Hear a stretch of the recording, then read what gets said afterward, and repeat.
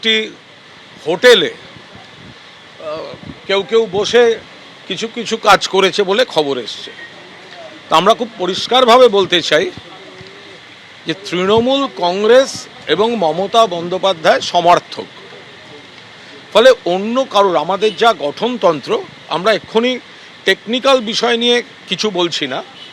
তো ওনাদের শুনলাম সব দিল্লি থেকে সব লয়ার ছিলেন, তো আমাদেরও আইন ইত্যাদি সব আলাদা, আমরা সে বিষয়ে বলছি না।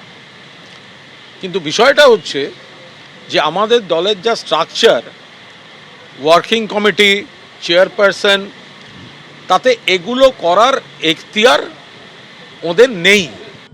অল ইন্ডিয়া তৃণমূল কংগ্রেসের মিটিং ছিল আজকে, মিটিং স্পেশাল সেশন ছিল, সেই জন্য এসেছি। এটা কিসের মিটিং? অল ইন্ডিয়া তৃণমূল কংগ্রেসের স্পেশাল সেশন।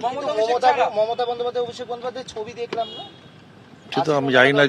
যারা, আমি তো কমিটির যে 10 জনের কমিটি হয়েছে সেই কমিটিতে আমি মেম্বার নই, যারা হয়েছেন তারা বলতে পারবে। যাদের ইচ্ছে হয়েছে তারা করেছে। এটা কি হয়, করা যায়? আমার মনে হয় সংবিধানে এরকম হয় না, বা দলের যে সংবিধান রয়েছে বা আমাদের তৃণমূল কংগ্রেসের যে মানে লিগ্যাল পয়েন্ট সংবিধান, তাতে এরকমভাবে কখনো করা যায় না। এবং সেখানে দলের মানে পার্মানেন্ট চেয়ারপারসন হিসেবে মমতা বন্দ্যোপাধ্যায়কে রাখা আছে।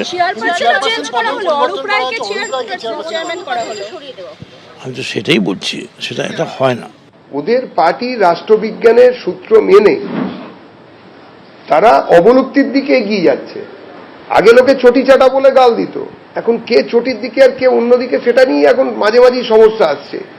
পার্টির লোকেরা একে অন্যের বিরুদ্ধে আক্রমণ করছেন, বিভিন্ন ক্ষেত্রে বলছেন যে তাদের নাকি যে দলীয় তহবিল আছে সেই তহবিল নাকি ধ্বংস করার কেউ চেষ্টা করছে, কেউ বাজেভাবে ব্যবহার করার চেষ্টা করেছে। এইরকম একটা পরিস্থিতিতে ওদের নিয়ে আলোচনা করতে পশ্চিমবঙ্গের মানুষ আর আগ্রহী নয়।